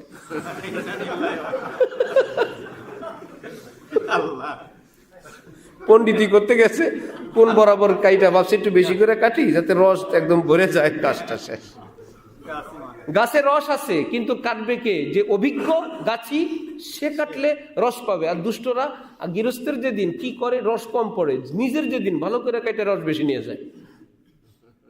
আমার আব্বা কি করে, দোনোদিন এটা রাখে, আর নিজের বাগেরটাও রাখে, অর্ধদিন এটা কিনে রাখে। গাছি না থাকলে যেরকম রস কপালে নাই, গাছে উঠার লোক না থাকলে ডাব কপালে নাই, জেলে না থাকলে মাছ কপালে নাই। অথচ প্রত্যেকটা জিনিস আছে, গাছে রসও আছে, ডাবও আছে, পুকুরে মাছও আছে। নবীজি কি বলেন জানেন? ইন্নামা ইউকবাজুল ইলমু বিকবজিল উলামা। কোরআন শরীফ জায়গায় আছে, হাদিস শরীফ জায়গায় আছে, কিন্তু এটার মর্মবাণী উদ্ধার করার যোগ্য আলেম তখন থাকবে না। তাহলে বুঝতে হবে আলেম ছুটিতে চলে গেছে। যে যাকে জিজ্ঞেস করে কিচ্ছু জানে না, পরে ফতোয়া দেয় কেমনে, মনে হয় জায়েজ, নতুন ফতোয়া সিস্টেম। এটা করা ঠিক না। বলে আমি তো 1 2 3 বউকে বলে ফেলছি। বলে আপনি কি স্বাভাবিক অবস্থায় বলছেন? না, রাগের সময়। রাগের সময় তো মাথা ঠিক থাকে না। তাহলে সুতরাং মাথা ঠিক না থাকলে তো পাগল, পাগলের কোনো মাসালা নেই, যান তওবাতিল্লাহ করে আল্লাহ আল্লাহ করেন, কারণ সে তো কিছু জানে না। এক সাধকের কাছে এলাকার লোকেরা একটা তাল নিয়ে গেছে, যেই সাধক তাল দেখে নাই এলাকার লোকও তাল দেখে নেই। তাল কিভাবে পানিতে ভাসতে ভাসতে, তারা দেখেন গায়ের শরীরটা নরম, মাথায় আবার টুপি, সুন্দর একখান টুপি না? এরকম ফল তো আর দেখি নাই। সাধকের কান্না, তারা সবাই কানলো। শেষে আবার হঠাৎ হাসা আরম্ভ করলে সবাই অবাক, কি ব্যাপার? জিজ্ঞেস করলো, স্যার কেন কানলেন, কেন হাসলেন? বলল, কান্না করলাম আজকের এই বিপদে তোমরা, আমি আছি বলে আমার কাছে আসছো, যেদিন আমি থাকবো না তোমরা কোথায় যাবা, এটা মনে করে কাঁদছি। এই কথা শুনে মর্মবাণী আবার সবাই কান্না শুরু করছে, সাধক দীর্ঘজীবী হোক ইত্যাদি। তাহলে আপনি হাসলেন কেন? হাসছি এই জন্য আমি নিজেই চিনি নাই। আমাদেরকে পাইছে এমন সাধকে, আমরা এখন এমন সাধকের পিছনে চলি। সব আছে, কোরআন হাদিসে সব আছে। আপনি তো কোরআনের ব্যাখ্যা নিজে সঠিক না। একটা উদাহরণ দিই। নবীজি বলেন, কোরআনের ব্যাখ্যা কেউ যদি নিজে নিজে করলো এবং সঠিক হইল, তাও ভুল করলো। ভুলকে ভুল বললেন না, সঠিককে ভুল করলেন। নবী বললেন সঠিকও যদি হয় তাও ভুল। আপনার একটা দামি ব্র্যান্ডের পাজেরো গাড়ি নিয়ে আসছেন, বাড়ির সামনে রাখলেন। আপনার ছেলে একটা পাগলা, কিছু কিছু পারে, এখনো সে ড্রাইভার না। সে আপনার ড্রাইভার থেকে চাবি নিয়ে রোডে শহরে গাড়ি নিয়ে চলে গেছে। আপনি খুশি? কি ঘটনা ঘটায়, কি নিজে মরে না মাইরে আসে না ব্রিজে সাইড দেয়? ব্রিজ সাইড দেয়, ট্রাকের সাইড দিছে, বাসের সাইড দিছে, তারপরে ব্রিজ। এক ট্রাকের ড্রাইভার অ্যাক্সিডেন্ট হয়েছে। সাংবাদিকরা বললো কি হয়েছে? রাতের বেলা বললো একটা গাড়ি আসলো, সাইড দিলাম, বাস আসলো, সাইড দিলাম, সামনে একটা ব্রিজ আসছিল, ওটা সাইড দিয়েছিলাম। একটু পরে দেখা গেল ছেলেটা কোনো দুর্ঘটনা ছাড়া গাড়িটা নিয়ে আপনার বাসার সামনে আসলো। আপনি কি বলবেন? Very good? ধমক দিবেন না? ছেলে বললো, আমার কি ভুল হয়েছে, আমি তো ঠিক মতো নিয়ে আসছি। আরে আল্লাহ আনছে তোরে, আল্লাহ আনছে, ঠিক না? যদি দুর্ঘটনা ঘটতো, তুই শেষ, আমার গাড়ি শেষ, নাকি কোন মারার কেসের মামলা আমি খেতাম। এ তো ইন কেস বেঁচে গেছো। এইভাবে যদি চালাও, দুর্ঘটনা কোন দিন হবে, সব শেষ হবে। নবী বলেন, অনভিজ্ঞ ছেলে যেরকম গাড়ি চালাইলে ঠিক হইলেও তুমি বলো বেঠিক, অনভিজ্ঞ ব্যাখ্যাকারী যদি কোরআন হাদিসের ব্যাখ্যা করে, ঠিক হইলেও বেঠিক। আজকে না ঠিক হয়েছে, একদিন তোমার ঈমান যাবে, সব যাবে। আর তোমার যারা ভক্ত সব যাবে। এক ডাক্তার, বিসিএস ক্যাডার, সে হঠাৎ হুজুর হয়ে গেছে। ভাই ডাক্তার, তুই ডাক্তারগিরি কর। হুজুর হইতে হইতে তার কিছু ইংরেজি শিক্ষিত বন্ধু বান্ধব হয়েছে, তার একটা হোয়াটসঅ্যাপ গ্রুপ হয়েছে, টেলিগ্রাফ গ্রুপ হয়েছে। সে বয়ান দেশ বিদেশে প্রচার করে। তাকে নিষিদ্ধ করা হয়েছে, ভাই তোমার কাজ তুমি করো, এত কঠিন কাজে তুমি হাত দিছো কেন? কিছুদিন পর, বর্তমানে আমার কাছে বয়স আছে, একদম সঙ্গে আছে, হইতে হইতে হইতে হইতে হঠাৎ, কারণ সবটার অ্যাকশন সবাই সইতে পারে না। যেমন আল্লাহ আল্লাহ জিকির, এটা মহিলাদের করা নিষেধ। বেশিক্ষণ এই জিকির নিয়ে, হ্যাঁ কিছু করতে পারবে কোনো মহিলা মানুষ, এক আলেম নিষেধ করছে, নিষেধ করার পর আরো বলে আল্লাহ জিকির আমি করব না। বাস, জিকির করার পর বাড়ির থেকে দৌড়ে বের হয়ে গেছে, কাপড় চোপড় ছিটতে ছিটতে। কারণ আল্লাহ এটা ইসমে জালাল, আল্লাহ পাকের জালালি নাম, এটা সবাই সহ্য করতে পারবে না। মহিলাদের জিকির সুবহানাল্লাহ, আলহামদুলিল্লাহ, লা ইলাহা ইল্লাল্লাহ, দুরূদ শরীফ। তালাকের অধিকার নারীকে দিয়েছেন আল্লাহ? কার হাতে? কেন? সমান অধিকার। 1 মাস তোমার হাতে, 1 মাস আমার হাতে। যেই মাসে ওনার হাতে যাবে ৩-৩০-৯০টা তালাক দিবে। আর বলবে না এগুলো এমনি, সত্যি সত্যি দেই নাই, এমনি। আল্লাহ বলে আমি বুঝে শুনেই ওনাদের কাছে দেই নাই। এরকম কত রাগ পুরুষের উঠে, কামড়ায় হজম করে থাকে যে না, মুখ খোলা যাবে না। আল্লাহ বুঝে শুনে দেন যে কাকে কোথায় দিতে হবে। অনেকে বলে মক্কা মদিনা যদি আমাদের দেশে হইতো, মক্কা মদিনা যদি কি হইতো, বিশ্ব ইস্তেমার পরে সেখানে মহামারীর মতন অবস্থা। তারেক রহমান আসবে 300 ফিটে, বললো যে সব পরিষ্কার কর, না হলে আজাব গজব শুরু হয়ে যাব, পলিথিন দিয়ে আর প্যাকেট দিয়ে। এটা যদি 6 মাস ওখানে থাকে, বিশ্ব ইস্তেমা যদি সারা বছর থাকে, যেই পরিবেশ আর যেই স্যাঁতস্যাঁতে মাটি কাদা বৃষ্টির দেশ, উপায় আছে কোনো? আল্লাহ বলে কোন দেশে দিব, আগে আমি জায়গা ঠিক করি, পাহাড় টাহাড় পাথর দিয়ে সাজায় দিলাম, সূর্যটাকে বললাম এই বরাবর এমন কি বলে ওভেন চালাইবা, যেটা ফেলবো ফিনিশ, শুটকি। কোনো মহামারী নেই, কোনো কিচ্ছু নেই। কারণ ভাত ফেলবেন, রুটি ফেলবেন, তরকারি ফেলবেন, এমন ভাবে শুকায় শেষ। কুত্তা মরলে আমাদের দেশে কিরায় ধরে, ওই দেশে কিরায় ধরার টাইম নেই, এমন হিট, কুত্তা শুটকি হয়ে গেছে। তাহলে আল্লাহ পাক যাকে যেটা দেন, না বুঝে দেন না বুঝেই দেন, বুঝেই দেন। কোরআনের ব্যাখ্যা, হাদিসের ব্যাখ্যা। আমরা কি করব? আমরা অনুসারী, আমরা ডাক্তারের কি পেশেন্ট, তিনি ডাক্তার, ওকে। আমরা ইঞ্জিনিয়ারের ক্লায়েন্ট, তিনি ইঞ্জিনিয়ার। এখানে সয়েল টেস্ট, এত সুন্দর মাটি, ফজরের পর মশওয়ারা করলাম, ঠিক না? ওয়াশাবির হুম ফিল আমর, তোমাদের কাজকর্মে মশওয়ারা করো কোরআন অনুযায়ী। নামাজের পরে সব নামাজিরা, ইমাম সাহেব সহ, আমি এখানে বাড়ি করতে চাই, আপনার খেয়াল কি? সয়েল টেস্ট কি পাইলিং করা লাগবে? না ইনশাল্লাহ। আপনি? না ইনশাল্লাহ। এভাবে বাড়ি হয়? কেন? এরা কি খারাপ মানুষ? এরা খারাপ মানুষ না। এইটা ইঞ্জিনিয়ারের কাজ। সে সয়েল টেস্ট করে করে করে করে তারপরে সিদ্ধান্ত দিবে 6 তলা পর্যন্ত এই, বেশি হইলে এই, এত ফিট নিচে পাইলিং করতে হবে। এটা সে পড়ছে, এটা তার কাছে যাওয়া লাগবে। আশ্চর্য কথা। সুতরাং যে আলেম ওলামারা কোরআন নিয়ে, হাদিস নিয়ে, মুফতি শফি সাহেব, শেখুল ইসলাম তকি উসমানী সাহেবের বাবা, কেমন? উনি লিখছেন তাফসিরে মারিফুল কোরআন, বাংলা অনুবাদ আছে মহিউদ্দিন খান সাহেবের ইসলাম ফাউন্ডেশন থেকে। তফসির লিখে পাশ দিয়ে কি লিখছেন জানেন?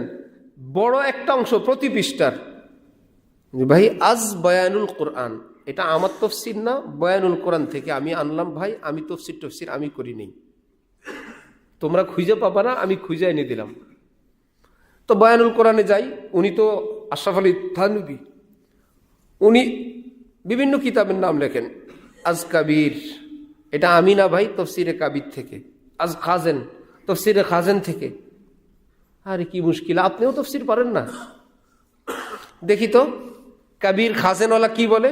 বলে আজ ইবনে কাসির, মিন ইবনে কাসির, ইবনে কাসির থেকে। ভাই আমি তফসির মুখ খুলি নাই, আমি নিজে বলি নাই ভাই, সরি। ইবনে কাসিরওয়ালা দেখি তো, তিনি বলেন একটাও আমার না, হয়তো নবীজির তফসির অথবা সাহাবীর তফসির ব্যতীত আমি কোনো কিছু আমার তফসিরে আনি নাই। সাহাবীকে যদি বলে আচ্ছা আপনারা তো তফসির পারেন ভালো, সাহাবী মানুষ, বলে হ্যাঁ, মাইর খাওয়ার জন্য কোনো তফসির আমরা করি নাই, এগুলো আমরা সব নবীজির থেকে শুনছি, তারপরে তফসির করছি। নবীজির ব্যাপারে আল্লাহ পাক বলেন কি, মা ইয়ান্তিকু আনিল হাওয়া, নবী নিজে করেন নাই, আমি তার মুখ দিয়ে আমি করাই দিচ্ছি। এই চেইন থাকাতেই তো নতুন কিছু ইসলামে ঢুকাইলে বাদ। বলেন কোন জায়গা থেকে আসছে, সনদ দেন, দিতে পারে না, টুস বেদাত। এটা বয়স 50 হোক আর 60 হোক 70 হোক, চেইনে চেইনে যাবে নবী পর্যন্ত, যাবে সাহাবী পর্যন্ত, তাবি পর্যন্ত, মূল জায়গা পর্যন্ত। চেইন যদি না মিলে ফিনিশ, বয়স যতই হোক। এই পাহারাদারিটা কে করেন? আপনাদের সামনে যদি আমি কোরআনের নামে একটু আরবি পড়ি আর বলি সাদাকাল্লাহুল আজিম, কিছু টের পাবেন? এই বলি কি টের পাওয়ার লোক নাই? অনলাইনে অডিও যাচ্ছে, কিছু আলেম ওলামা এখানে আছে, হুজুর এটা কি বললেন, এটা কোথায় আছে? আছে না? এরকম বলল, আজ হোক আর কাল হোক, ধরা খাইতে হবে। এইরকম কিছু বাহিনী আমাদের দেশে যেরকম ক্যাম্পে ক্যাম্পে আছে, সাদা পোশাকে আইন শৃঙ্খলা বাহিনী আছে, আকাশে চুপচাপ পাহারা দেয়, নদী পথে দেয়, যে যার মতন দেয়, তারা আছে বলে আমরা সুখী সুখী দিন কাটাই। ঠিক কোরআন হাদিসের কেউ আসমানে, কেউ জমিনে, কেউ ইঞ্জিনে, কেউ গোপনে, যে যেই বিষয় নিয়ে তারা জায়গায় বসে আছেন বলেই আমাদের ইসলামের গাড়িটা চলছে। আমরা মোষ মারি আর রাজনীতি করি আর ভোট চাই, কেউ টের পায় না। আলেমরা নিজের জায়গায় আছেন বলে। আল্লাহ আমাদেরকে তাদের চেনার তৌফিক দান করেন। অনেক লম্বা হয়ে গেছে কথা, সহজ ভাষা। এই হ্যাঁ, ও বুজুর্গ ডাক্তার, ও ফাইন কথা। বুজুর্গ ডাক্তার বর্তমান বয়স কি অবস্থা জানেন? উনি খোদা দাবি করছে, নিজের ভক্তদের কাছে বয়স দেয়, যে নিজেই খোদার আওয়াজ দেয়, বলে অমুক জি, আমি তোর প্রভু বলছি। জি বলেন, কোনো চিন্তা নাই, জি। হইতে হইতে হইতে হইতে কোথায় চলে গেছে এখন? যে এখন মুসলিম আছে না নাস্তিক হয়ে গেছে? মুশরিক হয়ে নাস্তিক হয়ে শেষ। একদিকে শেষ, আরেকদিকে কিছু অনুসারী আছে, ইংরেজি শিক্ষিত মানুষ, আপনারাই বেশিরভাগ। সেটা হইলো আলেম মানতে চায় না। মিস্টারগোর মধ্যে যদি কেউ একটু কিছু একটু জানে, তার পিছে ঘুরে। নিজেদের মধ্যে যদি একটু স্যার হোক, কোনো ছাত্র ভাই হোক, একটু কিছু পারে, তাকে মানতে রেডি, কোনো আলেম মানতে লজ্জা পায়। আরো অ্যাক্সিডেন্ট হয়। এক অন্ধ কারো ঘরের পিছন দিয়ে যাওয়ার সময় ঘরওয়ালাদেরকে ডেকে বলল, ঘরের পিছনে একটা লাইট দিয়ে দেন। ঘরওয়ালার আওয়াজ শুনে বলল, কি খবর উমক আব্দুর রহমান, তুমি লাইট দিয়ে কি করবা? অন্ধ বলে, কি আমার জন্য না, আমি যার হাত ধরে পার হই তার জন্য। আমি যার হাত ধরে পার হই তার জন্য বলছি। সে যদি নিরাপদে যায় দেখে দেখে, আমি তার হাত ধরে ধরে আমি নিরাপদে পার হব। আমার উস্তাদ যদি আছাড় খায়, আমি শেষ। তাহলে সে আলোটা আমাদের কাছে না আলেমদের কাছে? আমরা যাব আলেমদের পিছনে। এবার আলেমদের মধ্যে 19, 20, 18, 19, 20, 17, 18, 19, 20, 16, 17, 18, 19, 20 হইতে পারে না? আপনি যান, যার সঙ্গে ভালো লাগে। 15, 16, 17, 18, 19, 20 হাগলি নোয়াখালী না? হ্যাঁ, ঠিক আছে। এক বাবার পিপাসা লাগছে, এসে বলল, আমাকে কিছু পান করাও, আমার ভীষণ তৃষ্ণা। ছেলেরা দৌড়, পানি হাতের কাছে, আরেকজনের শরবত, আরেকজনের ডাব, আরেকজনের দুধ, যে যার মতন করে নিয়ে আসলো। আরেকটা ছেলে ছিল, বেচারা কিছু পায় না, বাবার গলা ভিজানো দরকার, বাবার অবস্থা খারাপ, কাছে ছিল ড্রেন থেকে একটু পানি নিয়ে আসছে। আরে বাবা বাচুক মিয়া, তোমরা ইন্নারিল্লাহ বলো। বাবা ছেলেদেরকে বল, তোমরা যারা দুধ, পানি, শরবত, ডাব খাওয়াইতে চাও, সবই তো হালাল, কিন্তু হালালের মধ্যে এত একতলাফ কেন? তোমরা সবাই একমত হইয়া আমি কি খাবো নিয়ে আসো, আপাতত আমি ড্রেনেরটা খাই। বুঝছেন?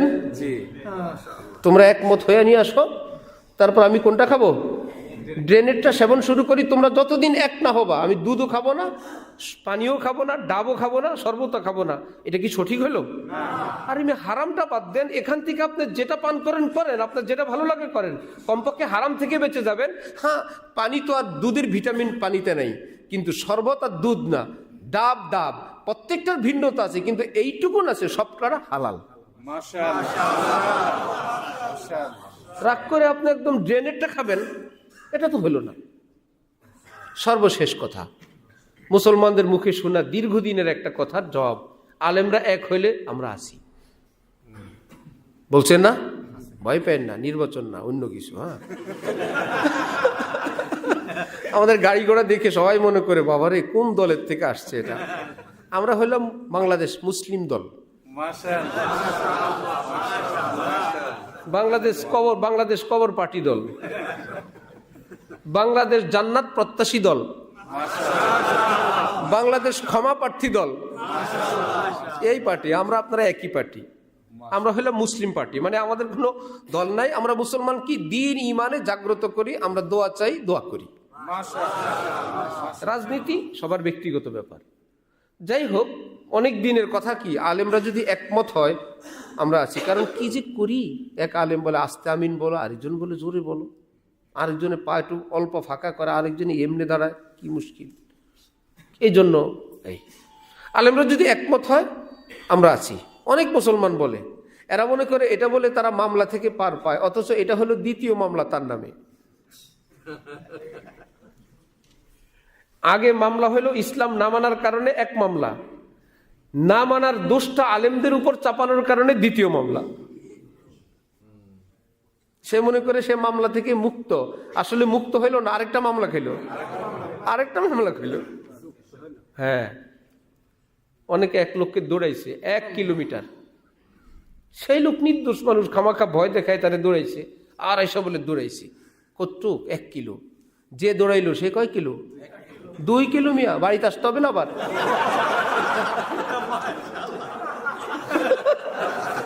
তাকে দৌড়াইলেন, সে তো তার বাড়ি চলে গেছে, আপনি ফেরত আসবেন না? আপনি 2 কিলো, তারপরেও খুশি। অথবা গালি দেয়, গালি দিয়ে খুশি। গালি কি ফেরেশতারা যাকে দেয় তার নামে লেখে না যে দেয়? আপনাদের এলাকায় কি নিয়ম ফেরেশতাদের? যাকে দেওয়া হয় তার আমল নামে লিখবে না? আমরা তো দিয়েই দিলাম, আমল নামে লিখবে না সে এত কোটি গালি খাইলো, এত খারাপ লোক, না যে দিল? নবীজি গালি দিতেন না খেতেন? মাসুম, যত খেতেন সবর করতেন, পুরস্কার লেখা হইতো ওনার নামে। আবু জাহেল আবুল আহাব নামে লানত লেখা হইতো। গালি দিলে বেটা হয় না, গালি খেয়ে সবর করে যদি দ্বীনের উপর অটল থাকে, গালি খেয়েও সে জান্নাতি হয়। যাই হোক, আলেমরা একমত হইলে আমরা রেডি আছি তো ইনশাআল্লাহ। একদম সত্যি কথা বলবেন, আপনার জীবনে আপনি যত ইমামের পিছনে নামাজ পড়ছেন, সূরা ফাতিহা আলহামদুলিল্লাহ দিয়ে শুরু করছিলেন না ওয়ালাদ-দাল্লিন দিয়ে? এই ফাতিহা ব্যতীত অন্য কোনো ফাতিহা পড়ছিল না, এইটাই। এর মধ্যে কোনো হেরফের আছে? ইমামের পড়া অশুদ্ধ না শুদ্ধই? আপনারটা শুদ্ধ হয় নাই কেন? আপনি না বললেন আলেমরা এক হইলে আপনি আছেন? আলহামদুলিল্লাহ সূরা তো আমরা এক হইছি। নিজে নিজে সহি শুদ্ধ করে নাই, দোষ দিল আলেমের উপর। মামলা কি 1 নম্বর না 2 নম্বর? এক আলেম বলে কি, তার সঙ্গে এক ভক্তের দেখা হইলো, দৌড়ে আসছে, এসে বলে হুজুর এই জীবনে 2 বার আপনারে দেখছি, আজকে প্রথম। মাথা ঠিক নেই, গাও লেগেছে, আজকে দ্বিতীয় বলতে গিয়ে ভুলে বলে আপনাকে জীবনে 2 বার দেখছি, আজকে কি প্রথম। তাহলে আলহামদুলিল্লাহ সূরার মধ্যে আলেমরা একমত আছে না? ঠিক করে ফেলেন। নামাজ 5 ওয়াক্ত ফরজ, এর মধ্যে কোনো ভিন্নতা আছে? হানাফি, শাফি, মালিকি, হাম্বলি, গায়রে মুকাল্লিদ, আহলে হাদিস আছে কিছু? কয় ওয়াক্ত ফরজ? আমিন আস্তে বলারটা পড়েন, জোরে বলারটা পড়েন, কিয়ামতের নামাজি হিসেবে উঠতে পারবেন। আপনি নামাজির কাতারে উঠবেন। এখন নামাজি পড়েন না, আবার বলেন আলেমদের দোষ। টুপি কোনটা পরবেন? যেই টুপি পরবেন, যেটার নাম টুপি, ক্যাপ অর্থ টুপি হবে না, ক্যাপ অর্থ টুপি, সুতরাং ক্যাপ পরবেন, ওটার নাম টুপি না। ঠিক আছে? কাগজ দিয়ে বাথরুমের পরে কাগজ ব্যবহার করা কি জায়েজ না মাকরুহ? যেই কাগজ দিয়ে আমরা কি করি, লিখি, কাগজ। ঠিক আছে? কাগজ দিয়ে যদি কেউ ইস্তেঞ্জার মধ্যে পায়খানা ময়লা পেশাব পরিষ্কার করে, এটা কি জায়েজ না মাকরুহ? টিস্যু পেপার, পেপার অর্থ কি? কাগজ, এটা মাকরুহ হয় না? বলে এই পেপার সেই পেপার না, পেপার অর্থ কাগজ, সুতরাং টিস্যু পেপার, টিস্যু কাগজ, কাগজ অর্থ তো মাকরুহ। একজন মুফতি সাহেব লিখে দিল, সুতরাং এই যে টিস্যু পেপার, এটা কিন্তু মাকরুহ, সে আগের যুগের মাটিতে যাইতে হবে।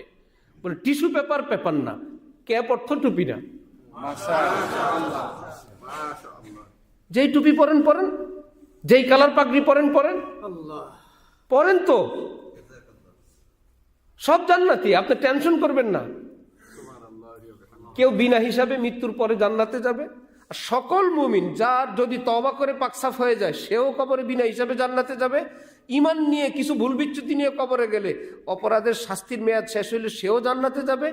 কিছুই পুঁজি নাই, কিয়ামতে আসিটুকুন ঈমান। নবী বলেন, শাফাআতি লিআহলিল কাবাইরি মিন উম্মতি, আমার উম্মতের কবিরা গুনার গাঁটটি নিয়ে দাঁড়ায় থাকবে, কোনো মাপ হয় নাই, আমি সুপারিশ করে জান্নাতে নিয়ে যাব।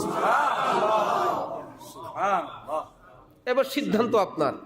আল্লাহর থেকে পাক পবিত্র তওবা করে চোখের পানি দিয়ে হবেন, না কবরে গিয়ে জাহান্নামের জ্বলে ফ্রেশ হবেন, নাকি সেই কিয়ামত পর্যন্ত আযাব গজব ভোগ করে তারপরে যাবেন?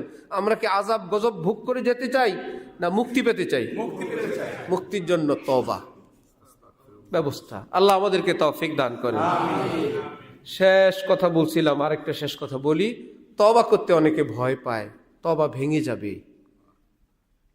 হাকিমুল উম্মত মাওলানা আশরাফ আলী থানভী বলেন, অজু কি তোমার ভাঙে না? তো অজু করো কেন? অজু ভাঙার ভয়ে অজু করা বন্ধ রাখো। অজু করলে কি লাভ? অজু ভেঙে যায়। তখন আমরা কি জানি? অজু করলে হয়ে যায়, দুর্ঘটনা ঘটলে অজু ভেঙে যায়। অজু করব, যতক্ষণ পারি রাখবো, ভাঙলে আবার করব। যতক্ষণ পারি রাখবো, ভাঙলে আবার করব। এই উজু দিয়ে তো চলছে আমাদের জীবন। তওবার নিয়মেই তওবা করব, তওবা ভেঙে গেলে আবার করব, আবার তওবা ভেঙে গেলে আবার করব। কোরআন শরীফ আল্লাহ পাক বলেন, ইন্নাল্লাহা, আমি ইন্না শব্দ দিয়ে নাজিল করলাম, একদম পাকাপোক্ত ব্যাপার, ফাইনাল কথা। ইউহিব্বুত তাওয়াবিন, যারা বেশি বেশি তওবা করে আমি আল্লাহ তাদেরকে ভালোবাসি, ভালোবাসবো। ইউহিব্বু, আল্লাহ পাকের কাছে তওবা করার চেষ্টা করব। কেমন? ইনশাআল্লাহ। কমপক্ষে একটু ঘুমানোর সময় গিয়ে কান্নাকাটি করে ক্ষমা চাইব ইনশাআল্লাহ। আর হক্কানি আলেম ওলামা, আপনার এলাকায় আলেমদের দৃষ্টিতে যে আলেম, স্যাররা যদি বলে স্যার, ডাক্তাররা যদি বলে ডাক্তার, ইঞ্জিনিয়াররা যদি বলে বড় ইঞ্জিনিয়ার, বুঝতে হবে তিনি বড় ইঞ্জিনিয়ার। স্যাররা যদি বলে স্যার, ডাক্তার যদি বলে ডাক্তার, ঠিক আলেম যদি বলে বড় আলেম, বুঝতে হবে বড় আলেম। নাইলে আপনি চেহারা সুরত দেখে, একজনের পাগড়ি দেখে বলে আল্লাহু আকবার। আমাদের এক পীর ভাই মনপুরা দ্বীপে গিয়া, সে গেছে ব্যবসায়ী কাজে, এলাকার লোক চেহারা সুরত দেখে হুজুর হুজুর বলে মুরগি টুরগি খাওয়ায় পিসাব বানাইছে। সেও খায় মুরগি, হজরতের থেকে যায়, কিছু জিকির আজকার দেয়, তারা তাজ তোয়াজ করতে করতে এখন সবাই এসে ধরছে। উনি হলেন ব্যবসায়ী হাজি। হুজুর, আল্লাহ এক, রসুল এক, কোরআন এক, হাদিস এক, নামাজ এত রকম কেন? এখন আমাদের কাছে বলে ডাইরেক্ট, ভাই ভাবছি আজকে মুরগি বাইর করব। এতদিন তো হুজুর সেজে মুরগি খাইছিলাম, আজকে মুরগি বাইর করব। হঠাৎ বুদ্ধি আসলো, বললাম এটা জটিল মাসালা তো, কিতাব না দেখে বলা যাবে না, এই বলে ঢাকা এসে গেছে। আলেমরা যদি বলেন আলেম, তাহলে আর ধোঁকা খাবেন না। আলেমরা যদি বলে দেন হক, আপনি যদি হক ঠিক করতে যান, সিটি গোল্ডকে স্বর্ণ, যাত্রাবাড়ির চোরারা, ছিনতাইকারীরা আগে চিনতো, এখন চিনে না। হঠাৎ কান্দে মহিলাকে কান থেকে, তো মহিলা কানবে না? কান্দে না, শুধু কান একটু ব্যথা পাইছে এই নিয়ে টেনশন।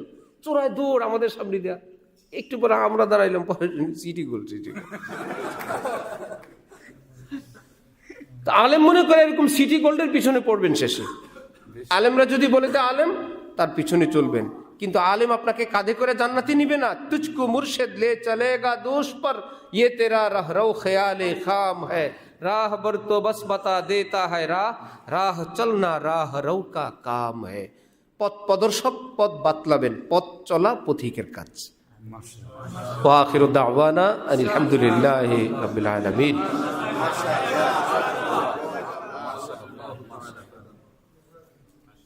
আমি জিজ্ঞেস করছিলাম নামাজ কয়টা, আজান কয়টা, সব তো মনে হয় ক্রস হয়ে গেছে না? তাই? মাশাআল্লাহ, মাশাআল্লাহ। দুরূদ শরীফ পড়েন, আল্লাহুম্মা সাল্লি আলা সাইয়্যিদিনা মুহাম্মদ ওয়া আলা আলি মুহাম্মদ ওয়া বারিক ওয়া সাল্লিম। লা ইলাহা ইল্লাল্লাহ। আমরা ওখানে যেখানে যাব ওখানে 8টায়। আলহামদুলিল্লাহ রাব্বিল আলামিন ওয়াসসালাতু ওয়াসসালামু আলা রাসূলিহিল কারীম। লা ইলাহা ইল্লা আনতা সুবহানাকা ইন্নী কুনতু মিনাজ জালিমিন। ইয়া আল্লাহ রহমান রহিম মেহেরবান, আল্লাহ আমাদের সকলকে মাফ করে দেন। আল্লাহ আমাদের মা বাবাকে মাফ করে দেন, আমাদের আপনজন প্রিয়জনকে মাফ করে দেন, সব মুসলমান ভাই বোনদেরকে মাফ করে দেন। আল্লাহ যারা জিন্দা, যারা কবরবাসী, সকলকে মাফ করে দেন। আল্লাহ আমাদেরকে সিরাতুল মুস্তাকিম দান করেন। আল্লাহ আমাদেরকে হকের ঠিকানা দান করেন, সেটার মূল্যায়ন করার তৌফিক দান করেন। আল্লাহ দল মুদিল থেকে হেফাজত করেন। আল্লাহ নিজেরা গুমরা করে তাদের থেকে রক্ষা করেন। আল্লাহ যারা স্বার্থের জন্য, পদের জন্য, দুনিয়ার জন্য মানুষকে গুমরা করে, রুটি রুজির জন্য, আল্লাহ তাদেরকে হেদায়েত করেন। তাদের হালাল রুটি রুজির ব্যবস্থা করে এই পথ পরিহারের তৌফিক দান করেন। আল্লাহ আজকের মজলিস কবুল ফরমান। আল্লাহ সারা পৃথিবীর মুসলমানদেরকে আল্লাহ যে যেখানে আছে আপনি হেফাজত করেন, জান মাল ইজ্জত আবরু আপনি রক্ষা করেন। খাস করে ফিলিস্তিনকে আল্লাহ কুদরতিভাবে স্বাধীন বানায় দেন। আয় আল্লাহ জালেমদেরকে হেদায়েত দান করেন, হেদায়েত ভাগ্যে নাই যাদের আপনি আসমানি গজব দিয়ে ধ্বংস করে দেন। ইসরায়েলকে পৃথিবীর মানচিত্র থেকে নিশ্চিহ্ন করে দেন আল্লাহ। আয় আল্লাহ যারা মুসলমানকে টার্গেট করে আপনার আযাব দিয়ে তাদেরকে টার্গেট করেন আল্লাহ। আল্লাহ যারা আমাদের দেশকে মুসলমানদেরকে টার্গেট করে আপনি গজব দিয়ে তাদেরকে টার্গেট করেন মাওলা। আয় আল্লাহ আমাদের এই দেশকে আপনি আয় আল্লাহ সংরক্ষণ করেন, হেফাজত করেন, রহমতে ধন্য করেন, দেশের জন্য উত্তম হুকুমত দান করেন, দেশ জাতি ইসলামের জন্য কল্যাণকর হুকুমত দান করেন। আয় আল্লাহ অসভ্য অসৎ চোর ডাকাত খুনি সন্ত্রাসী থেকে আমাদের দেশকে হেফাজত করেন। আয় আল্লাহ দেশকে নিরাপদ বানায় দেন, ঋণ মুক্ত করে দেন, স্বনির্ভর করে দেন।